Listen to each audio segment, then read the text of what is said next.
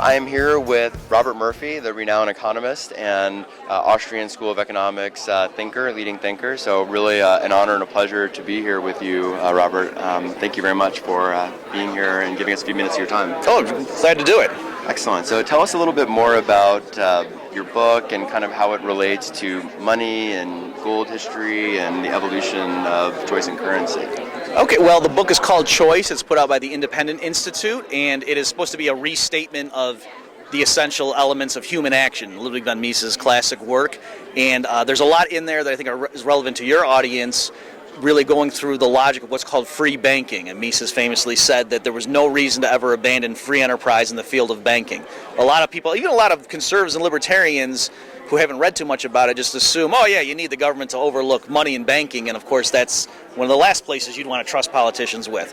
And so I really, in the book Choice, go through and show how Mises says a free market could work in money and in banking, and certainly if people were free to choose their currencies, I think in this day and age they would go back to the commodity standard of gold, and then with new technological developments, probably other cryptocurrencies. Before we had the internet, I mean, literally you were talking about telegraphs and all kinds of paper transactions. I mean, you can go back to the New York Stock Exchange history, and even a centralized exchange would close for an extra day or two just to clear through all these pieces of paper. So I think it's really an astute observation that now with the internet and with cryptocurrency, that now the clearing aspect of all of these free banks, it's a non-issue. Well, I think that was probably a big point of having safety with centralization, but also clearing ease. But maybe well, right, and that's something specifically Mises talked about. Is there was the clearinghouse operation, and that is the mechanism by which private banks that in principle could issue their own notes that could be backed by some commodity or what have you.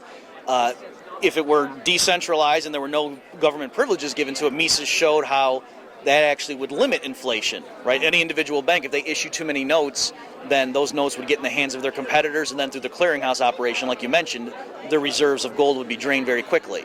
And so it's the exact opposite of what the public thinks. They think the government's there, or the central bank, to keep these fly-by-night operations out of business, when it's the other way around. They're encouraged. It's a cartel of banks that get to inflate together. That's the role that the central bank actually plays. So kind of bringing this to current events, obviously this has been a pretty incredible week, right? We had the New York Stock Exchange go down for almost 4 hours. We had half the stocks in China halted for a day. We had Greece, obviously, and capital controls only 60 euros out a day if you're Greek from the ATM. I mean, how do you kind of see what's going on now, and kind of being a futurist and visionary, how do you see kind of the next 2-3 years playing out?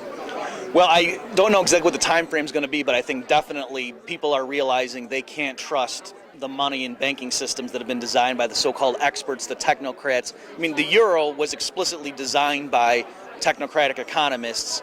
It was never, it was never linked even to gold. The euro replaced the other fiat currencies in Europe, and so it's hilarious. Guys like Krugman are trying to call this the new gold standard. No, it's the exact opposite. This is a complete fiat currency that was designed by mainstream economists. Yeah. So the fact that system's hitting a brick wall shows you can't trust these guys. They're very smart, but they can't run the world. They're not that smart. Yeah. And just money needs to be back in the hands of the private sector.